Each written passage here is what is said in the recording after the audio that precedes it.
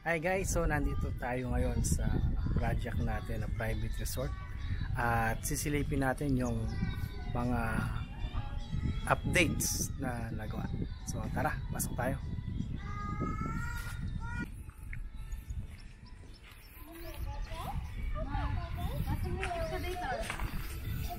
Chochi, o patagin mo na.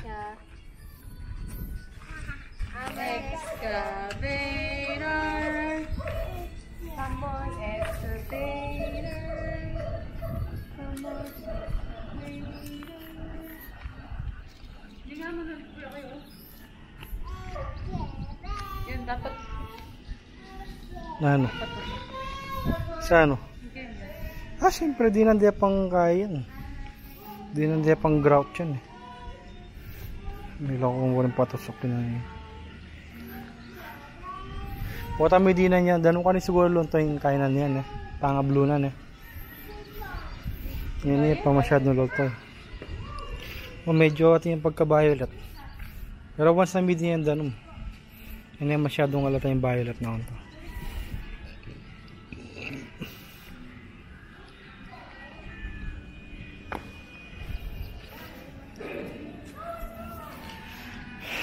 Aming trusses okay na yung kayo. Para yung ceiling.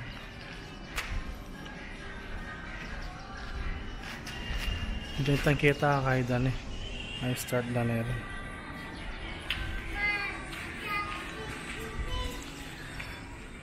Tapos yan yung sa itaas. So yung parang skeletal na design. So na-start na rin nila.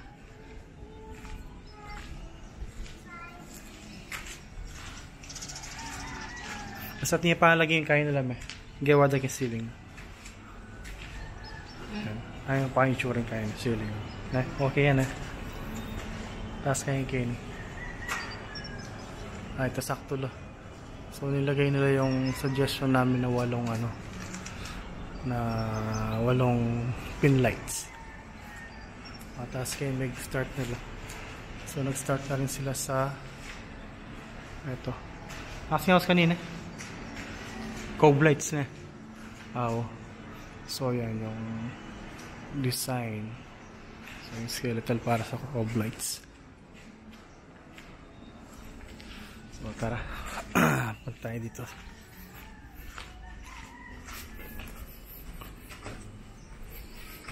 So sa kusina wala pang gaanong update. So masilya pa lang. Same with the CRs.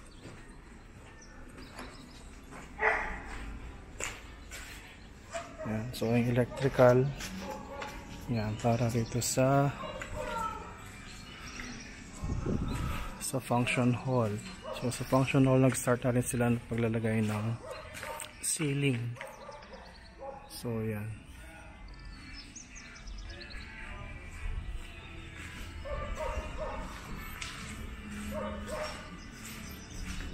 So yun. Dating sa ceiling, I hope lang na walang maging problema pagdating sa tulo o sa tagas ng tubig kapag umuulan.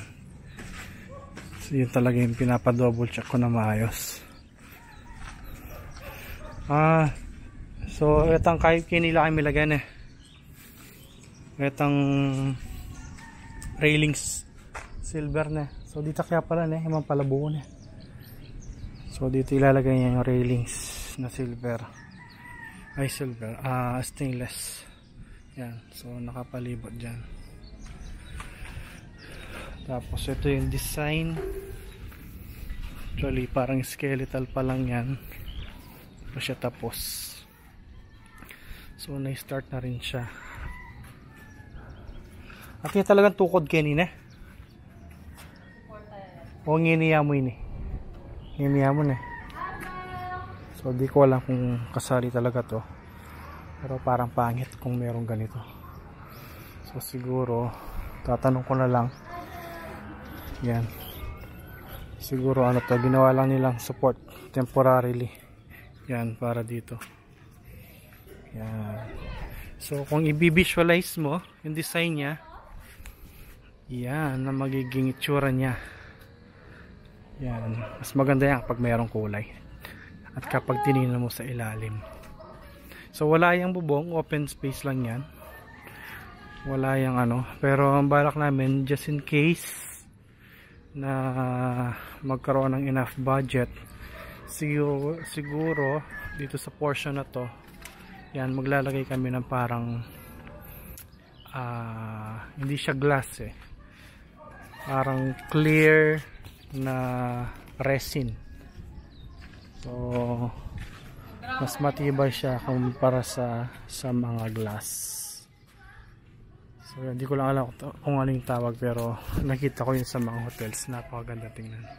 Siguro yun dito, pero hindi pa sure. So tingnan natin itong studio.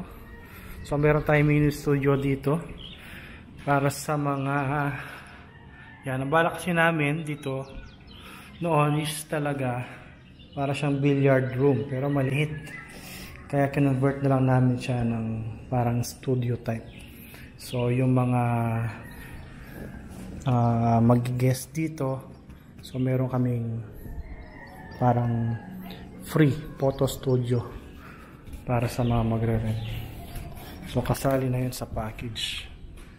So maganda itong magiging kalalabasan ng studio na to. So balak ko nga din dito ilagay yung mga collection ko ng manga books na binili namin sa Japan nung nakaraan, tsaka yung mga action figures ng kapatid ko. So dito siguro yan, probably siguro pwede yung pagawa dito ng parang tawag doon parang lagayan siya, tapos naka-enclose ng glass yan sa portion na yan, pero hindi pa final talaga. Tapos dito yung yan, for example dito yung camera yan, tapos merong lightings dito, yung mga lightings namin naka-ready na, naka-prepare na. Tapos ang kinagandahan niya, natural light pa doon yan, sa may bintana may natural light. And then yung background dyan, yung nabibiling pang background sa mga studio, para kung just in case gusto mong palitan yung background ng picture or i-chroma key mo, pwede siya. So marami kaming naisip na paggagamitan dito, and that's one, yung studio. Yeah, si Mrs. Tara. Papin. Pwede na bilyaran tapos ito. Kaya lang, sabihan ko gagastos ka ng malaki kapag nilagyan mo ng ano to, bubong na ano. Hindi kasi pwede ito yung bubong na lata. Pangit tingnan pag nasa ilalim. Parang ano lang, parang silong. Pero kung glass to, like yung kulay na medyo transparent na may pagkakulay brown, pwede siya. Kaya lang medyo magastos yun, at di ako sure kung gaano ba ka-safe yun pagdating sa hangin or sa bagyo. And yung maintenance nun, yung paglilinis nun, medyo mahirap yun. So kakailanganin mo ng mga ekspertong naglilinis doon, dahil ano yun, hindi pala siya pure glass, para siyang ano talaga, yung matibay na plastic, parang resin, hindi mo yung pangalan pero parang ganun siya. So yan, pwede yan. Dito yung billiard table, dito na siya sa labas. Tapos pag umuulan, meron na lang siyang takip or tolda. Then dito, yan, sa mga gusto mag chillax pag gabi, yan, maganda dito. Alam nyo guys, ano, so ayan guys, yung isang magandang view na makikita rito, yun, medyo makulimlim lang, no, pero yun yung bundok Arayat. And next, eto, meron din dito, wala nga lang yung sunset naman. So kapag palubog na yung araw, dito makikita mo yung asin kulay, ano talaga siya. Sa camera medyo ano medyo di mo talaga makukuhanan unless i-zoom out, i-zoom in mo talaga. So wala siya ngayon. Pero nung nakaraan dito kami, tinignan namin ang ganda nung ano, kumbaga makikita mo talagang sunset na kulay orange. Yan. So dito ang plano namin, wala pa talaga, pero malamang unahin muna namin yun dito. So pero ito naka-tiles din. Yan. Ito tiles yan. And ang plano namin dito is papalagay kami ng parang ano lang, parang may silong siya.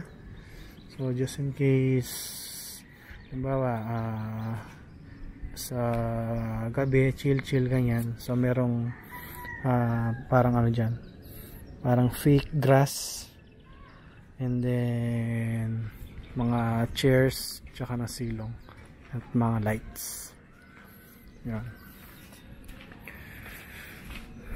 So tara, pasok naman tayo rito sa mga rooms sa itaas.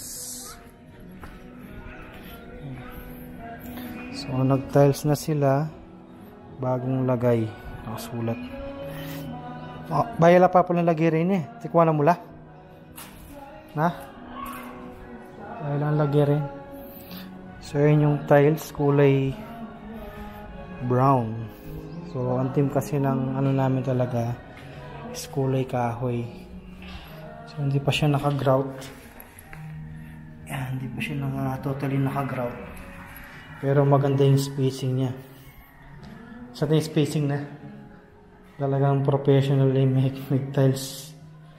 Kasi sa bahay namin medyo pangit yung pagkaka-tiles, pero dito ayun, kita niyo naman sa spacing. So gumawa talaga sila ng spacer dito. Magaling yung ng-tiles, pantay-pantay. So para matesting mo yan kung maganda yung pagkaka-tiles, lalo na kapag naka-grout na siya, maglabas ka ng barya. Bawal ang barya, no? Gagawin mo. Yan. Tapos yun, ito siya nag-stop. Kaya natin ulit. Kaya mo, alam mo yung nag-stop. Sige, pakasi kami. Oh, here. Tumalbog dito. Ibig sabihin meron medyo mataas ng konti dito. Eto, mataas ng konti, pero dali na lang yun. Kapag mayroong grout na yan, ano yan, wala nang talbog yan. So ganun mag-test ng simple na pag-test ng tiles kung pantay ba. So ayan, dito nag-start na sila maglagay ng niche, yung lagay ng sabon. Ayun, so meron siyang lights.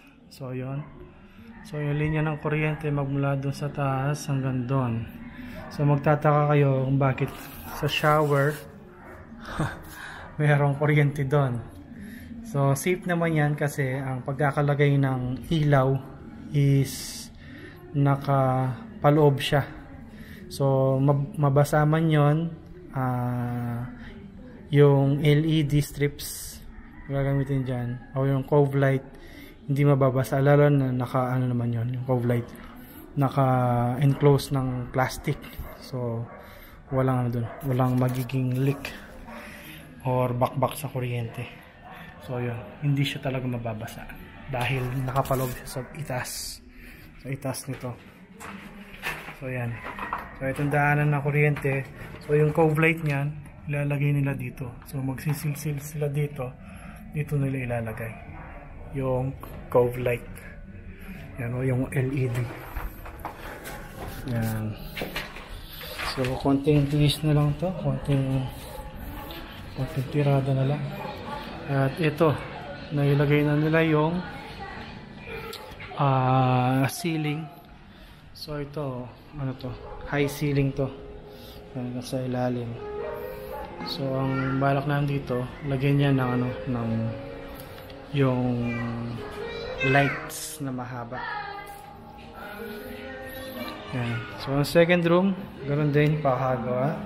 So meron din siyang niche doon. Yun yung kuryente, yun. Then ito, naka-tiles na rin. So bilib na bilib ako sa tiles. Maganda yung pagkaka-tiles, in fairness.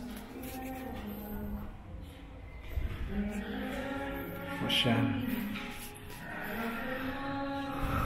So yung ceiling, ayan, okay na rin. Yan, konting masilya na lang. So tingnan nyo naman guys, yung ginamit na ano dito, parang 3-4-1 ata itong kahoy na to. Nilagay nila sa ano. So yung iba kasi, ginagawa nila pag ceiling, pag nagpapagawa kayo ng ganyan guys, yung check nyo, yan, yung mismong pinakaharang na yan, yung kahoy. Yung ibang gumagawa, ang ginagamit nila, yung mismong gypsum board, ang nilalagay nila sa mismong gilid niyan. So mali yun, dapat ganito talaga. Yan, kailangan naka-plywood yan. Yan o. So mas matibay yan. At saka kapag nilagyan na ng cove light yan, at minasilyahan at pininturahan, makinis yung pagkakaano niya. Tsaka mas matibay siya. Compare sa mga gumagamit lang ng yung gypsum board din yung edges niya. So pangit yun. Parang bumabaluktot yun kapag sa katagalan. So alam ko yun kasi yung sa bahay namin ganun. Yan yung pagkakagawa. So yung mga naging mali sa mga bahay namin ay sa bahay namin. So I make it sure na dito is hindi na maulit yun. Tama aking ginamit na plywood na. Nagkakatam gypsum board na para ng gilid na karan. Galing yan So ayan na. Ay Kenny, may itong yung lights yung lagyan. Di ba? Luwi na? Nakalagay na kasi. Na? Hali, pwede na pandinan yan. Dito nagpapalagay kami. Yung tao? Papalagay kami dyan. Parang 3 lights. Tapos yung lights na yon, ang balak na maglalagay kami parang painting dito. Yan, sa lugar na to. Sa section na to. And then yung mga lights para silang nakaharap dito sa painting. So pagpasok pa lang nila, so unang may spot nila is yung painting dito sa left. Then pagpasok, yan, na cove light ulit dito, yan sa ceiling. Then yan ito. So nakatiles na rin dito sa mismong master's bedroom. At ito naman yung pinaka view na makikita mo dito sa itaas. Yan. So kapag nandito ka sa mismong area na to, makikita mo yun na mas malapitan yung Mount Arayat. Lalo na kapag mga bandang umaga, green na green yan.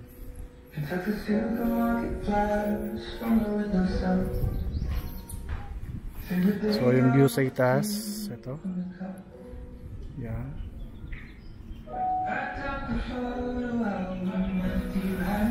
Yun. So far, yun yung mga updates natin for today, guys. Maraming salamat sa panonood. Yun. So far, yun yung mga updates natin for today, guys. And again, thank you for watching. This is Coach Adrian Ganya. Bye-bye.